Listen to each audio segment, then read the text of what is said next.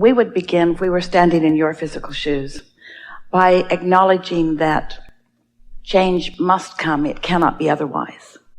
And so you cannot help but play a role in that, because you exist, you observe, you shoot off rockets of desire. But it's helpful to talk about how any creation happens, and isn't all creation change?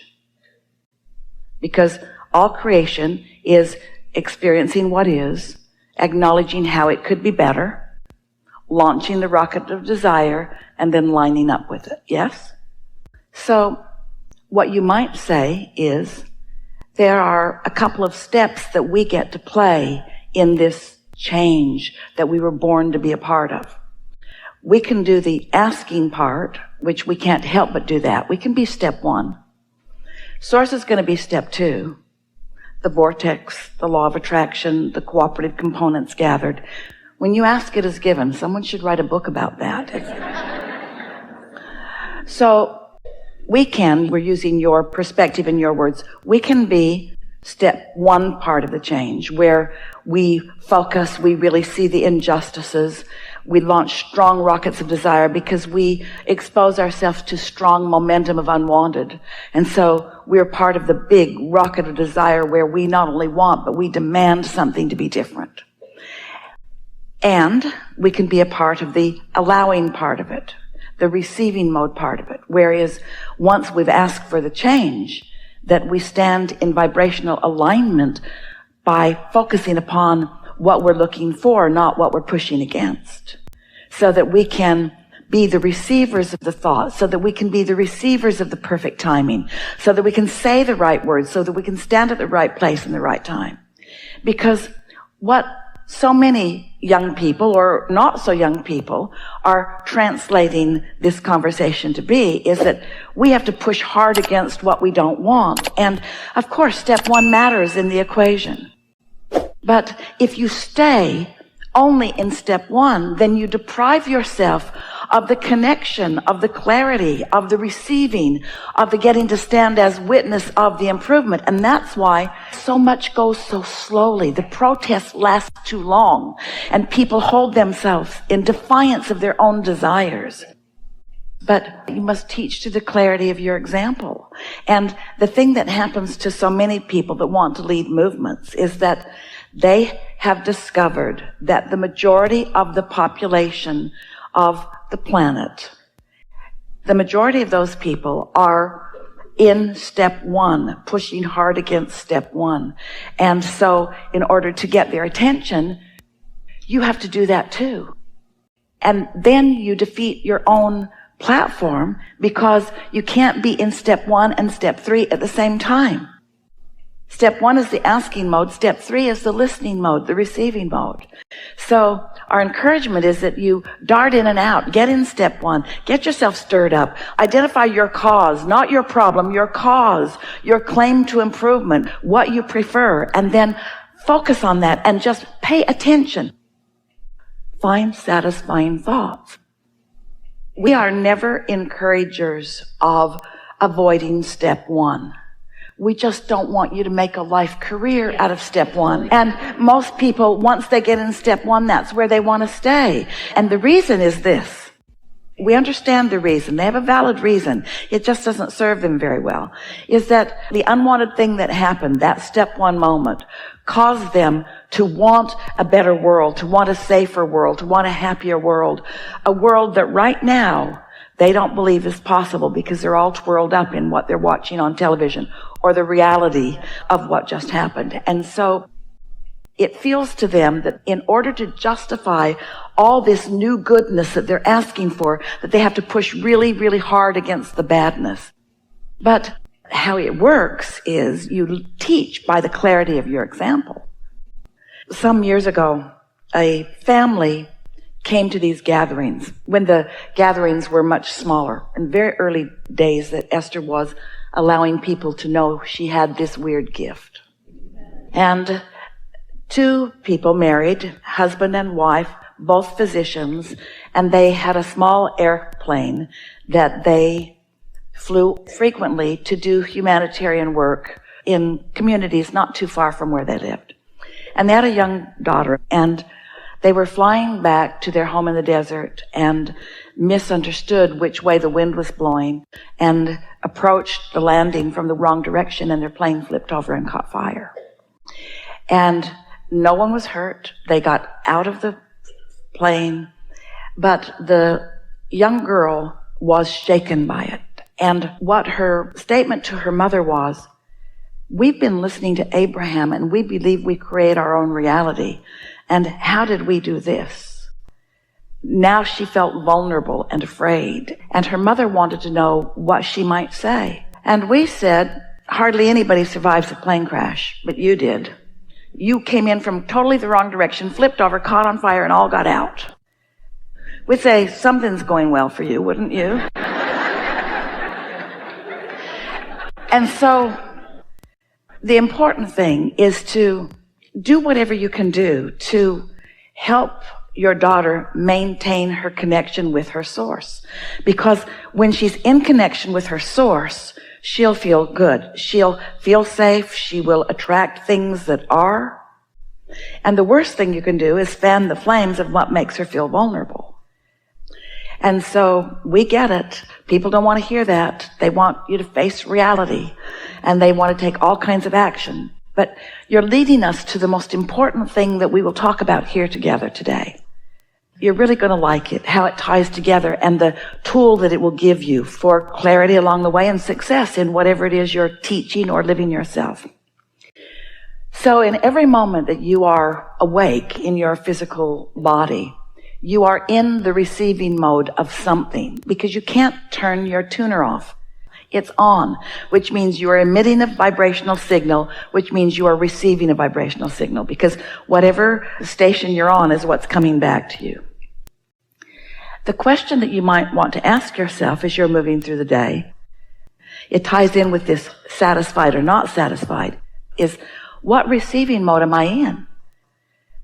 Am I in the receiving mode of Source, who knows the whole picture of me?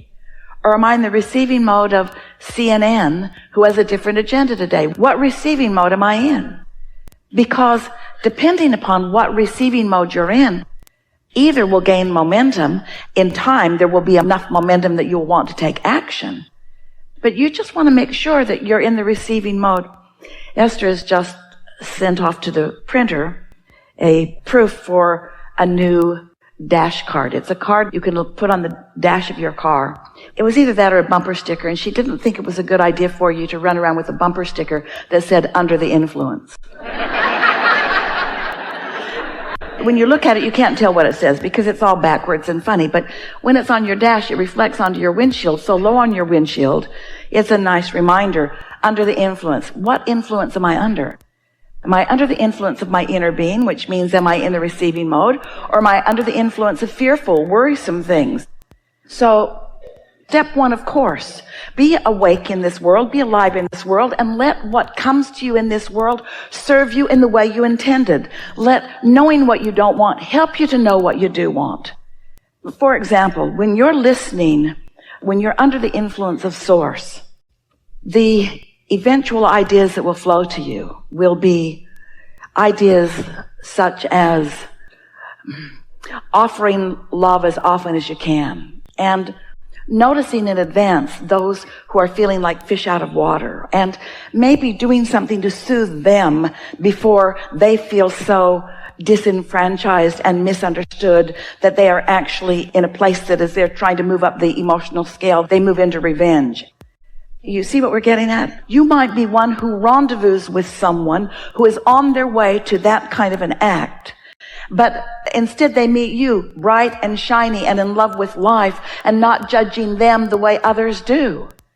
And seeing them through the eyes of Source and maybe saying the perfect thing at the perfect time. In other words, when you're under the influence of Source, you are part of the solution. When you are under the influence of something other than that, you're part of the problem. So you might just want to remind her that there's step one and there's step three, and which part does she want to predominantly be a part of? And of course, you're going to be part of step one. You can't see that without having that knee-jerk reaction and wanting things to be different.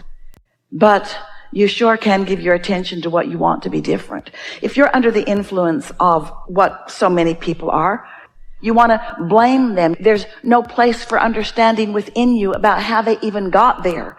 And therefore, there's no moving forward in helping fewer people get there. Law of attraction says you get what you think about, whether you want it or not. And whatever you're thinking about is becoming more and more and more and more and more. Do you want to be part of the problem, or do you want to be part of the solution? You know, we talk about this stuff so much. And audiences hear and have their individual responses to what they hear here. And we know that as we speak universal truths, as we speak of the laws of the universe as we know them to be, that to those who are hearing it, it could just be another set of words that are just another set of words.